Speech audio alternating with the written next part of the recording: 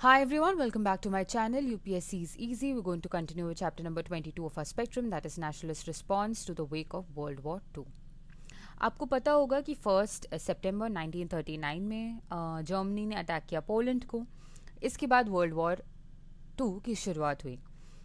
लेकिन आपको ये भी पता है कि September 3, 1939 को ब्रिटेन ने क्या किया, डिक्लेयर किया war against Germany, right.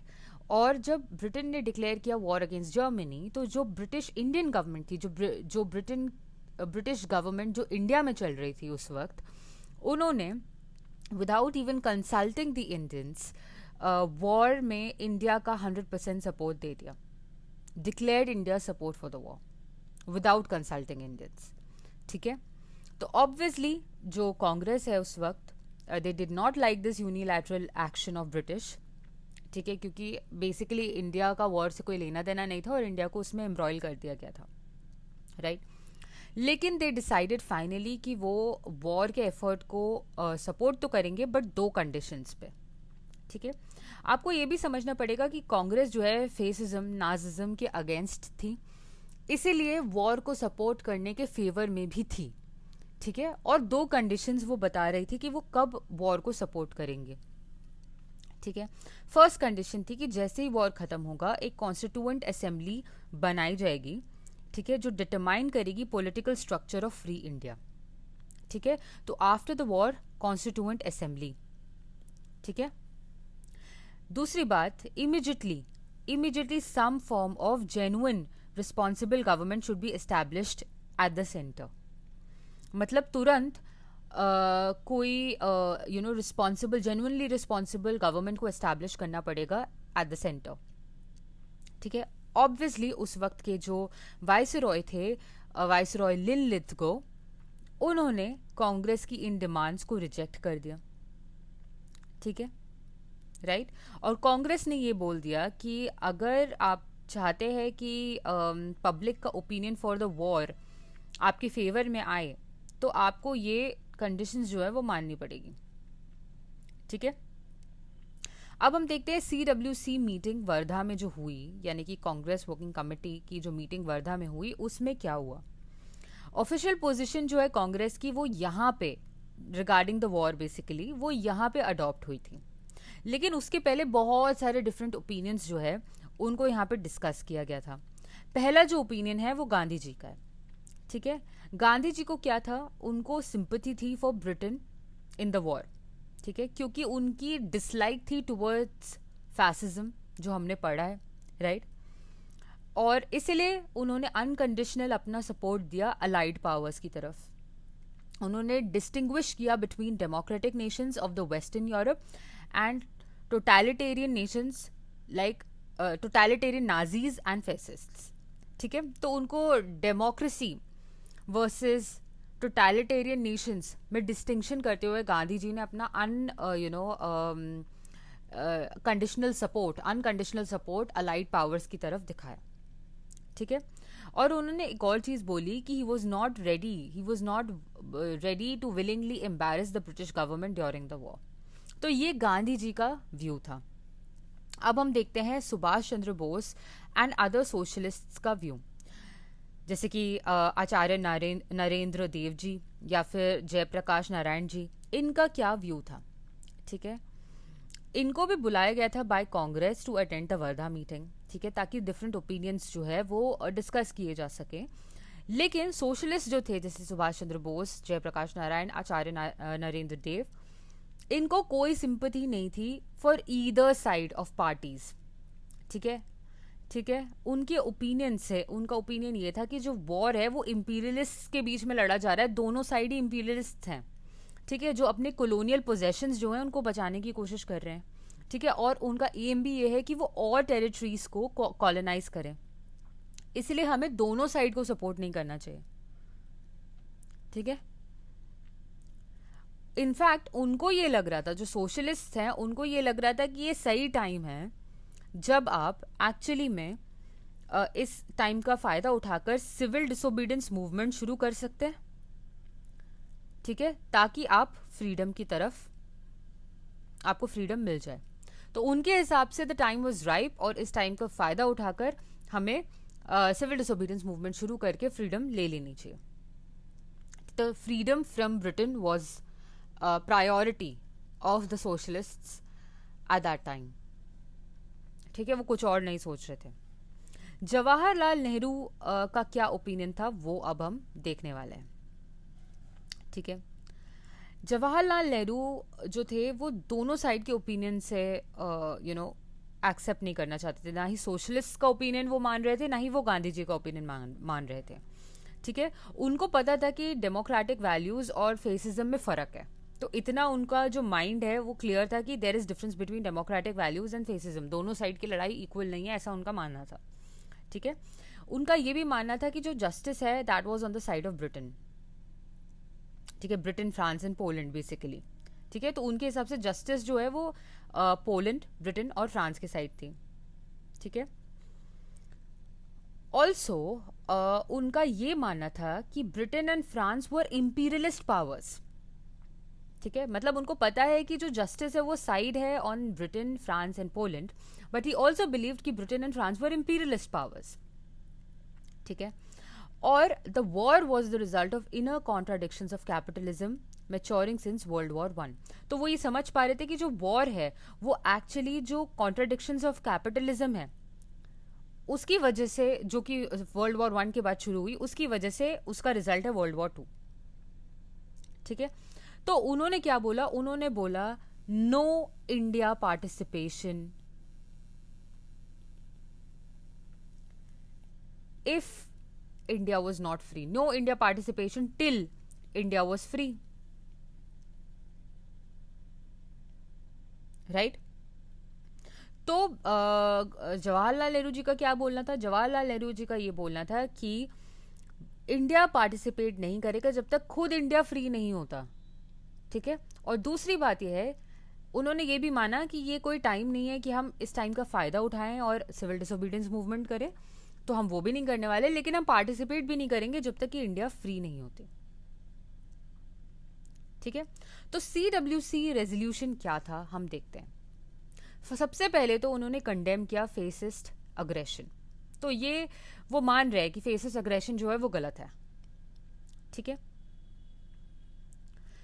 First जो रेजोल्यूशन है वो ये है कि India could not be party to a war being fought on the face of it for democratic freedom while that freedom was denied to India. मतलब India किसी democratic freedom के लिए कैसे ही लड़े जब उसकी खुद की फ्रीडम ही अभी कॉम्प्रोमाइज्ड है, जब उसकी खुद की फ्रीडम ही नहीं है, तो वो क्यों ऐसे वॉर का पार्ट होने वाला हो. तो पहली बात यह है कि फर्स्ट रेजोल्यूशन था कि इंडिया ऐसे कोई भी वॉर को पार्टी नहीं करेगा जहां उसको डेमोक्रेटिक फ्रीडम के लिए लड़ना हो जबकि खुद की उसकी फ्रीडम डिनाइड हो. मतलब पहले इंडिया को फ्रीडम चाहिए, बेसिकली ये बोल रहे हैं CWC रेजोल्यूशन में. ठीक है, राइट. अगर ब्रिटेन सच में डेमोक्रेसी और फ्रीडम के लिए लड़ रही है तो वो प्रूव करे ये बाय एंडिंग इंपीरियलिज्म इन कॉलोनीज. ठीक है, और फुल डेमोक्रेसी एस्टैब्लिश कर दे इंडिया में. मतलब अगर ब्रिटेन सच में if the war was really about right and wrong, then Britain should prove it. Britain को बता देना चाहिए कि हम प्रूव कर रहे हैं कि हम सही के साथ है, हमको डेमोक्रेसी चाहिए, हम डेमोक्रेसी को प्रोटेक्ट करना चाहते हैं, फ्रीडम को प्रोटेक्ट करना चाहते हैं, और उसे डिक्लेयर कर देना चाहिए freedom in all it's colonies और डेमोक्रेसी दे देनी चाहिए इंडिया को. ठीक है, ये बोलना था. सेकेंड रेजोल्यूशन CWC का ये था. थर्ड जो रेजोल्यूशन है वो ये है कि the government should declare it's war AIIMS. आप अपने वॉर के एम्स को डिक्लेयर कीजिए.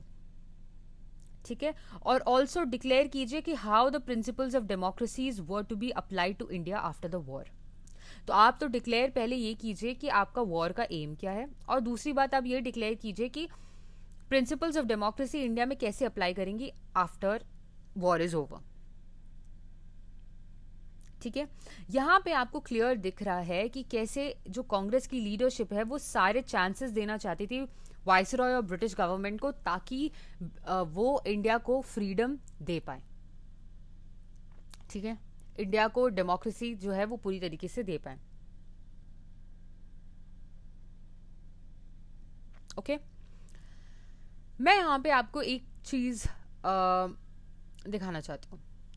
जो ये फर्स्ट रेजोल्यूशन है कि India could not be a part of the war जबकि वो खुद भी फ्री नहीं है, ये एक्चुअली किसका ओपिनियन था?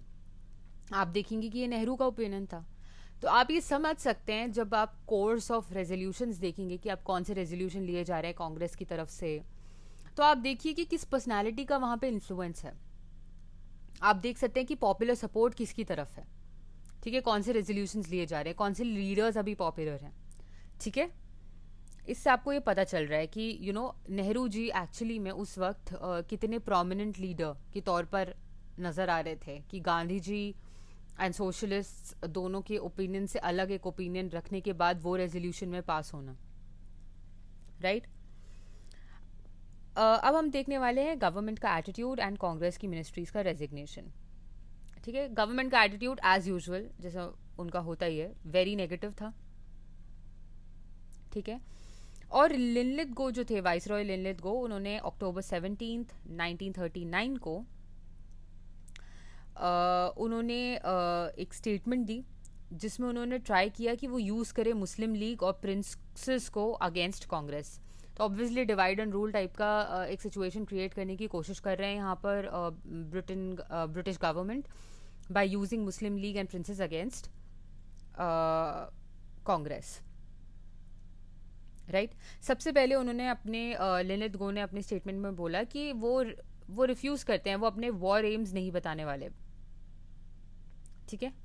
बस वो ये बोल रहे हैं कि ब्रिटेन जो है अग्रेशन को रेजिस्ट कर रहा है, तो वो वॉर एम्स नहीं बताएंगे, जो कि CWC ने मांग किया था, ठीक है, राइट। ऑल्सो उन्होंने बोला कि as a part of future arrangement we will consult representatives of several communities, ठीक है, parties and interests in India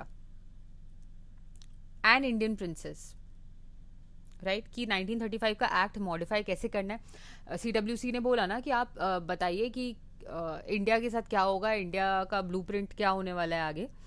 तो उन्होंने बोला कि हम फ्यूचर अरेंजमेंट बताएंगे, बट उसके लिए हम कंसल्ट करेंगे रिप्रेजेंटेटिव्स के साथ सारी कम्युनिटीज़ के, ठीक है, सेवरल कम्युनिटीज़ के और सेवरल पार्टीज़ के। तो एक तरीके से वो ये बता रहे हैं, गवर्नमेंट ये दिखा रही है, जो ब्रिटिश गवर्नमेंट है, कि Congress is not representing India, और बाकी पार्टीज़ जो हैं जैसे कि मुस्लिम लीग और जो इंडियन प्रिंसेस हैं, उनको ये दिखा रही हैं कि आप उनको थोड़ा बहुत सपोर्ट करके पिट करना चाहती हैं अगेंस्ट कांग्रेस। और उन्होंने क्या बोला, वो बोल रहे हैं कि वो इमीडिएटली सेटअप करेंगे कंसल्टेटिव कमिटी। तो कोई यहाँ पे रिस्पॉन्सिबल गवर्नमेंट की बात नहीं कर रहे हैं, वो कोई बात नहीं कर रहे हैं कि डेमोक्रेसी कैसे वो इंडिया को देंगे, कुछ बात नहीं कर रहे हैं। वो बोल रहे हैं कि इमीडिएटली वो सेटअप करेंगे कंसल्टेटिव कमिटी, ठीक है। इसमें गवर्नमेंट का हिडन एजेंडा क्या है, ठीक है। जनरल पब्लिक पॉलिसी जो है ब्रिटेन की, वो फॉलो कर रही थी लिनलित गो की स्टेटमेंट, ठीक है। वो क्या करना चाह रही थी, वो एडवांटेज लेना चाह रही थी वॉर का, to regain the lost ground from Congress, ठीक है। वो क्या कर रही थी, वो प्रोवोक कर रही थी कांग्रेस को, ठीक है। वॉर को वो एज यूज कर रही थी as a method to get back to the ground level. वो चाहती थी कि उनका जो लॉस्ट ग्राउंड है वो विन कर पाए दोबारा, ठीक है। प्रोवोक करके कांग्रेस को वो क्या चाहती थी कि कांग्रेस कन्फ्रंट करे गवर्नमेंट को। उसके बाद क्या होगा, उनको एक अगर कन्फ्रंटेशन होगा कांग्रेस का विद द गवर्नमेंट, तो गवर्नमेंट को एक बहाना मिल जाएगा टू अक्वायर ड्रकोनियन पावर्स, ठीक है, right. So even before the declaration of war, emergency provisions, emergency powers had been acquired by the center. समझ रहे हो आप? Before the war even started, emergency powers were acquired by the government. ठीक है? For center. ठीक है? Right? ठीक है? किसके लिए इमरजेंसी पावर्स ली गई, आप समझ सकते हो। सेंटर के पास इमरजेंसी पावर्स आएंगी तो जो प्रोविंशियल सब्जेक्ट्स हैं उनको लेके ये इमरजेंसी पावर्स मिली हैं गवर्नमेंट को। तो वो प्रोविंसेस को लेके, प्रोविंशियल सब्जेक्ट्स को लेके कुछ भी डिसीजन ले सकते हैं, इतना आप समझ रहे हो? क्या किया होगा इसके लिए? अमेंड किया होगा उन्होंने एक्ट ऑफ 1935, वही किया था। ठीक है, इसके अलावा और क्या हुआ? इसके अलावा आप समझिए defence of India, defence of India ordinance declare हुआ। ठीक है, ड्रकोनियन एज यूजुअल, आपको पता ही है। ठीक है, किस दिन आया? जिस दिन वॉर डिक्लेयर हुआ। तो सिविल लिबर्टीज जो हैं लोगों की, वो उन्होंने रिस्ट्रिक्ट कर दी। ठीक है, राइट। मई 1940 को एक ड्राफ्ट बनता है ऑफ रेवोल्यूशनरी मूवमेंट ऑर्डिनेंसेस। ठीक है, किस चीज का ड्राफ्ट बनता है? Revolutionary movement ordinances. ये क्यों आता है? ताकि आप क्रिपल कर पाए स्ट्राइक्स ऑन, आप क्रिपल कर पाए, प्री एम्प्टिव मेजर्स ले पाए ऑन कांग्रेस। ठीक है, ठीक है, प्री एम्प्टिव आप मेजर्स ले पाए अगेंस्ट कांग्रेस। इसके लिए आता है रेवोल्यूशनरी मूवमेंट ऑर्डिनेंसेस। इसके पहले कि कांग्रेस कुछ करे, पहले ही प्री एम्प्टिव मेजर्स ले लिया जाए अगेंस्ट कांग्रेस, इसके लिए ये रेवोल्यूशनरी मूवमेंट ऑर्डिनेंस आया। ठीक है,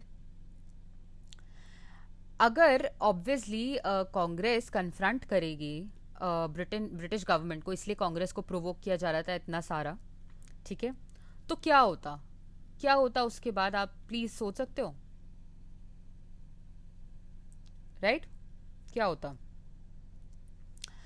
लेफ्टिस्ट और लिबरल सिंपैथी उनको मिलती पूरे दुनिया से। वो ये दिखा पाते कि जो कांग्रेस है वो अग्रेसिव है। सो ब्रिटेन को लेफ्टिस्ट एंड लिबरल सिंपैथी मिलती कि हम वॉर लड़ रहे हैं और कांग्रेस जो है वो इंडिया में हमारे साथ कन्फ्रंट कर रही है। ठीक है, और वो अलाइड ट्रूप्स को बुला पाते इंडिया, उनको हर जगह से सिंपैथी मिलती। पता चलता कि मतलब वो ऐसे दर्शा पाते कि जो कांग्रेस है वो एक्चुअली प्रो जर्मनी है। ठीक है, और कांग्रेस जो है वो अग्रेसिव है। ये सब वो दिखा पाते। ठीक है, उस वक्त जो पीएम थे ब्रिटेन में वो थे चर्चिल, और सेक्रेटरी ऑफ स्टेट जो है इस वक्त लिनलिथगो आपके वाइसरॉय हैं। ठीक है, सेक्रेटरी ऑफ स्टेट इस वक्त जेटलैंड है। सो पीएम इस वक्त है चर्चिल, सेक्रेटरी ऑफ स्टेट है जेटलैंड, एंड वाइसरॉय है कौन? आपको पता ही है, लिनलिथगो है। ठीक है, इन्होंने जो सेक्रेटरी ऑफ स्टेट है जेटलैंड, इन्होंने ब्रांड किया कांग्रेस को एज प्योरली हिंदू ऑर्गेनाइजेशन। ठीक है, कांग्रेस को इन्होंने ब्रांड किया एज प्योरली हिंदू ऑर्गेनाइजेशन। ये क्यों किया होगा? ताकि जो दूसरी कम्युनिटीज है, मुस्लिम लीग है, ऑल्सो अदर पार्टीज लाइक मुस्लिम लीग्स, अदर कम्युनिटीज, वो उनको लगे कि कांग्रेस जो है वो एक्चुअली हिंदू रूल है और हिंदू कम्युनिटी के फेवर में है और बाकियों को रिप्रेजेंट नहीं करती। ठीक है, ताकि वो डिवाइड कर पाए लोगों को। इसलिए ब्रिटेन जो है ये एक तरीके का डिविसिव पॉलिटिक्स खेल रहे थे। ठीक है, तो बेसिकली आपको यहाँ से पता चल रहा है कि जो ब्रिटेन है उनका कोई भी ऐसा इंटेंशन नहीं था कि वो इंडिया को आज़ाद करे, और कांग्रेस को एज एन एनिमी ही ट्रीट कर रही थी। राइट? गांधी जी को ये सब देखकर एक्चुअली में उनको समझ में आया कि जो गवर्नमेंट है वो कितनी इनसेंसिटिव है टू इंडियन पब्लिक ओपिनियन। ठीक है, राइट? और गांधी जी ने बोला कि Congress will safeguard minority rights provided they do not advance claims inconsistent with India's independence. Right? तो गांधी जी का ये बोलना था कि गांधी जी को जो डिविसिव पॉलिटिक्स है वो नजर आ रही थी गवर्नमेंट की, उन्होंने ये क्लियर कर दिया कि यू नो जो कांग्रेस है वो सारे माइनॉरिटीज़ की राइट्स को प्रोटेक्ट करेगी, सिर्फ एक चीज़ प्रोटेक्ट नहीं करेगी कि अगर आप इंडिया के इंडिपेंडेंस के खिलाफ हैं, आपके एक्शंस इंडिया के इंडिपेंडेंस के खिलाफ हैं या इनकंसिस्टेंट हैं उससे, तो फिर सपोर्ट नहीं कर पाएगी, लेकिन आपके राइट्स के लिए लड़ेगी। राइट? अब हम देखने वाले हैं कांग्रेस मिनिस्ट्री ने रिज़ाइन किया, कब किया, वो हम नेक्स्ट लेक्चर में करेंगे, बिकॉज आई थिंक ये आज के लिए बहुत ज़्यादा हो गया, बट अंटिल